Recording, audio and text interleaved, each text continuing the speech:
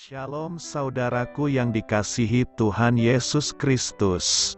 Selamat pagi, salam sejahtera untuk kita semuanya.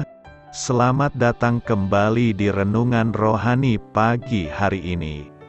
Semoga saudara yang terkasih dalam keadaan sehat selalu, kiranya damai dan sukacita Roh Kudus melimpah di dalam hati dan pikiran saudara saat ini. Sebelum kita mulai renungan pagi ini, marilah kita bersama-sama berdoa. Tuhan Yesus, terima kasih sudah membangunkanku pagi hari ini. Terima kasih atas penyertaan dan perlindungan Tuhan. Semua karena karunia Tuhan aku dapat bangun dengan pagi hari ini. Aku menyerahkan seluruh aktivitasku hari ini ke dalam kuasa tangan Tuhan. Jauhkanku dari yang jahat, ya Tuhan. Tuhan Yesus, tolong lindungi dan berkati aktivitasku hari ini. Tolong berkati juga keluarga dan teman-temanku, Bapa Surgawi, oleh karya Roh Kudus. Tolonglah aku untuk menjauhi segala sesuatu yang melukai hati-Mu. Ampunilah segala dosa kami, ya Tuhan. Dalam nama Tuhan Yesus, aku sudah berdoa. Amin. Sahabat saudara rohani, pembacaan ayat emas Alkitab renungan kita hari ini terambil dari Matius 18 ayat 15 sampai dengan ayat 20. Apabila saudaramu berbuat dosa, tegurlah dia di bawah 4 mata. Jika ia mendengarkan nasihatmu, engkau telah mendapatnya kembali.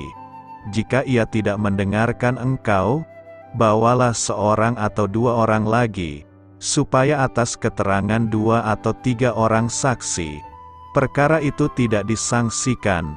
Jika ia tidak mau mendengarkan mereka, sampaikanlah soalnya kepada jemaat, dan jika ia tidak mau juga mendengarkan jemaat, pandanglah dia sebagai seorang yang tidak mengenal Allah atau seorang pemungut cukai. Aku berkata kepadamu, sesungguhnya apa yang kamu ikat di dunia ini akan terikat di sorga, dan apa yang kamu lepaskan di dunia ini akan terlepas di sorga. Dan lagi aku berkata kepadamu, jika 2 orang daripadamu di dunia ini sepakat meminta apapun juga, permintaan mereka itu akan dikabulkan oleh Bapa-Ku yang di sorga. Sebab di mana 2 atau 3 orang berkumpul dalam nama-Ku, di situ aku ada di tengah-tengah mereka. Matius 18 ayat 15 sampai dengan ayat 20. Inti dari ayat emas renungan kita adalah: kalau saudaramu berdosa terhadapmu, pergilah kepadanya dan tunjukkanlah kesalahannya. Lakukanlah itu dengan diam-diam antara kalian berdua saja. Mari kita mulai renungan pagi kita. Judul renungan kita hari ini adalah Memperingatkan dengan Kasih, ditulis oleh Marvin Williams.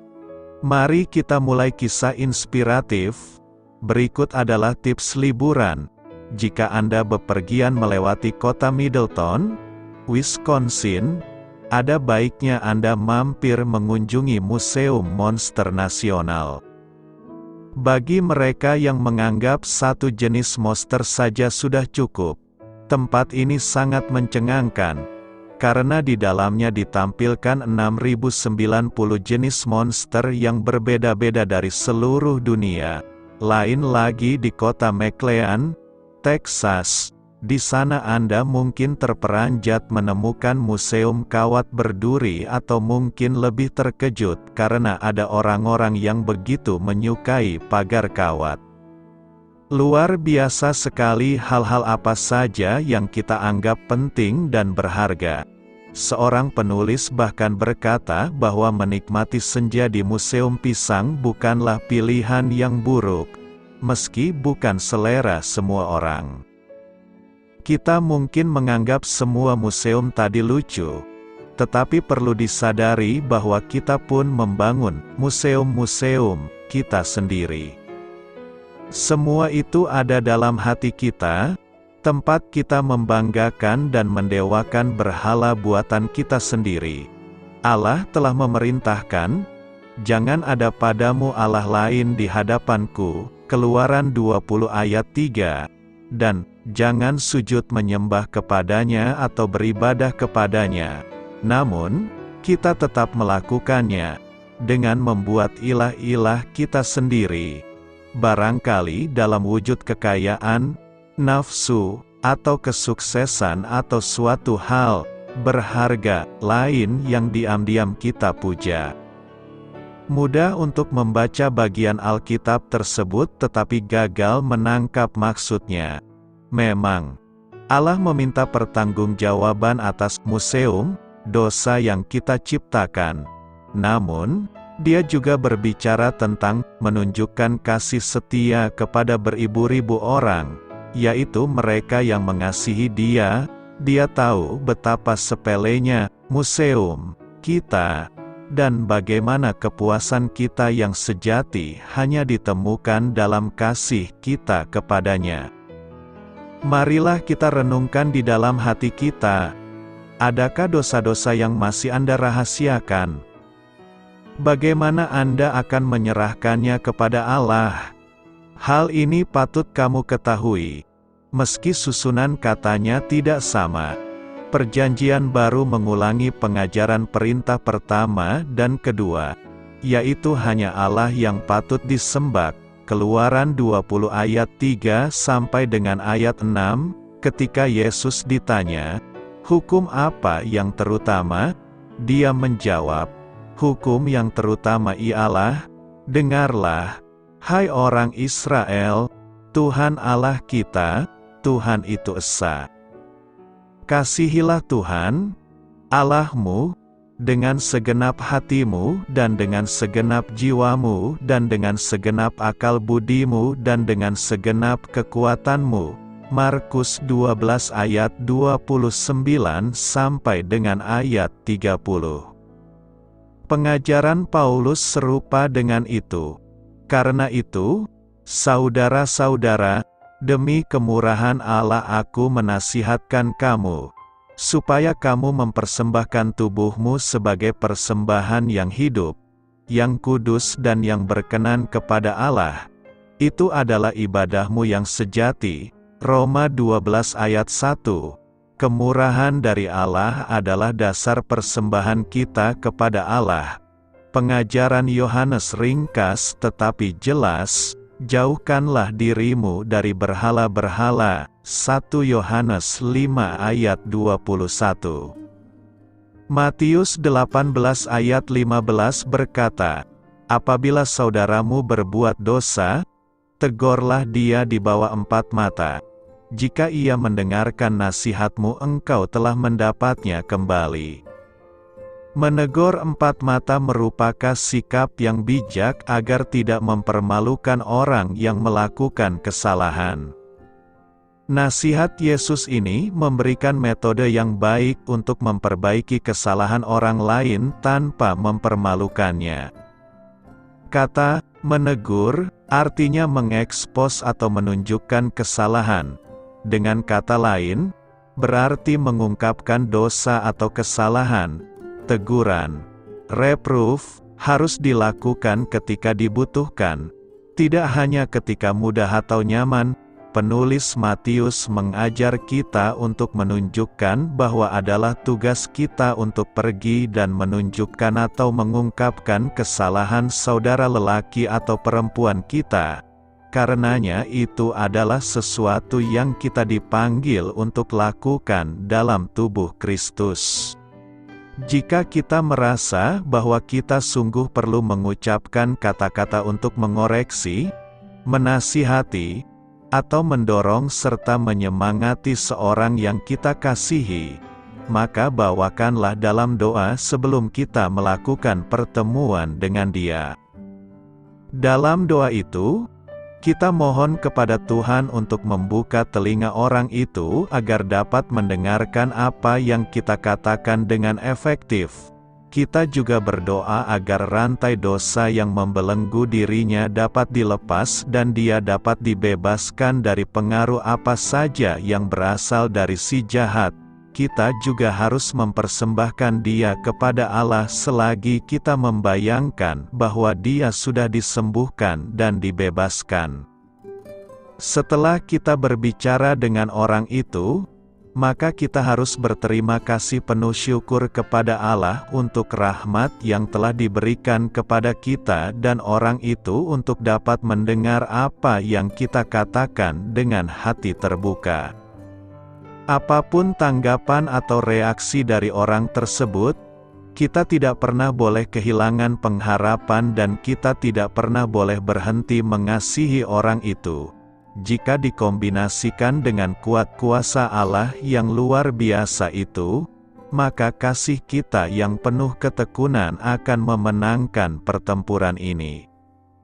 Nas hari ini mengajar kita jika ada saudara, keluarga, sahabat, atau orang yang kita kasihi yang berbuat dosa, tunjukkanlah kesalahannya dengan diam-diam hanya berdua saja.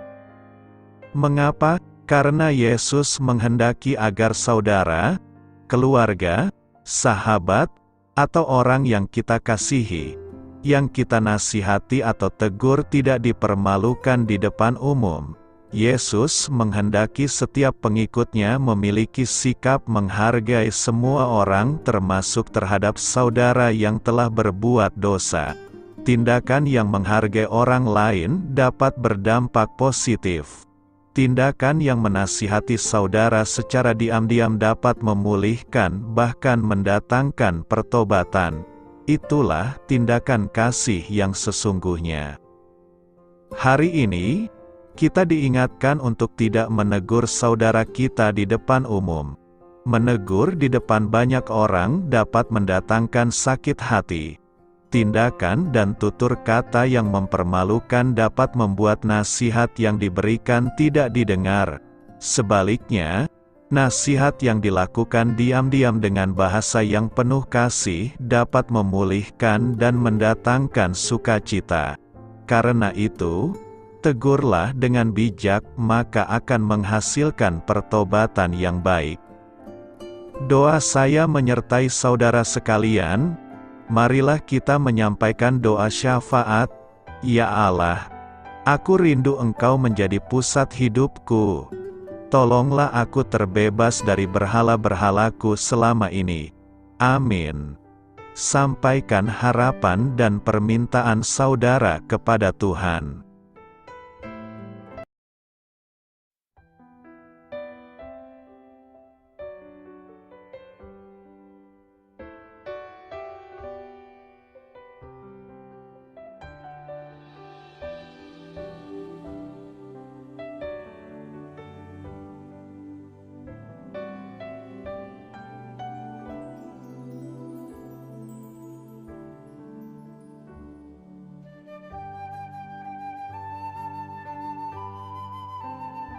Marilah kita renungkan sahabat saudara rohani.